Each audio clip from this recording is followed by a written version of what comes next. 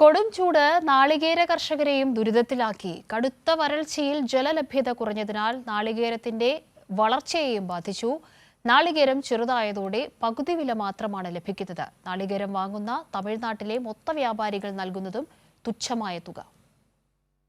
മലയാളികളുടെ അടുക്കളയിൽ ഒഴിച്ചുകൂടാനാകാത്ത ഒന്നാണ് നാളികേരം. കറികൾക്കാകട്ടെ പലഹാരങ്ങൾക്കാകട്ടെ നാളികേരം കൂടിയേ തീരൂ. പാചകങ്ങൾക്കെല്ലാം വെളിച്ചെണ്ണയും അനിവാര്യമാണ്. സംസ്ഥാനത്ത് കനത്ത ചൂട് അനുഭവപ്പെട്ടത് നാളികേരത്തെയും ബാധിച്ചിട്ടുണ്ട്. 20 രൂപ മൊത്ത കച്ചവടക്കാരിൽ നിന്നും ലഭിച്ചത് 12 രൂപയായി.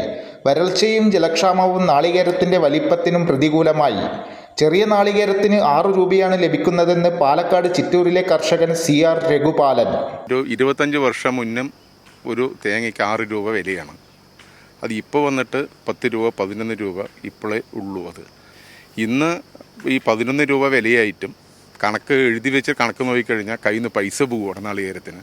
തേങ്ങ എടുക്കാനും ആളില്ല. പിന്നെ ഈ വെയിൽ കാരണം കംപ്ലീറ്റും ഉണങ്ങി, തേങ്ങകൾ കുറവായി, തേങ്ങ സൈസില്ല. 600 ഗ്രാം വരുന്ന തേങ്ങ വന്നിട്ട് 400 ഗ്രാമേ ഉള്ളൂ. കിലോയിന് കൊടുത്താലും നഷ്ടം വരും. 8 രൂപ 8.5 രൂപ ഒരു കിലോയിന് നിൽക്കുന്നുള്ളൂ. തെങ്ങുകയറ്റക്കാരുടെ കൂലി വർധനവും വളവും അടക്കമുള്ളവയുടെ ചെലവും കേര കർഷകരെ പ്രതിസന്ധിയിലാക്കിയിട്ടുണ്ട്. പാലക്കാട്ടെ കനത്ത ചൂട് നാളികേര കർഷകരെ ആകെ പ്രതിസന്ധിയിലാക്കിയിരിക്കുകയാണ്. കാരണം നാളികേരത്തിൻ്റെ വലിപ്പത്തിലും അതുപോലെ തന്നെ നാളികേരം തെങ്ങ് ഉണങ്ങുന്നതടക്കമുള്ള കാര്യങ്ങളിൽ വലിയ പ്രതിസന്ധിയാണ് ചൂട് കാരണം നാളികേര കർഷകരെ ബാധിച്ചിരിക്കുന്നത്.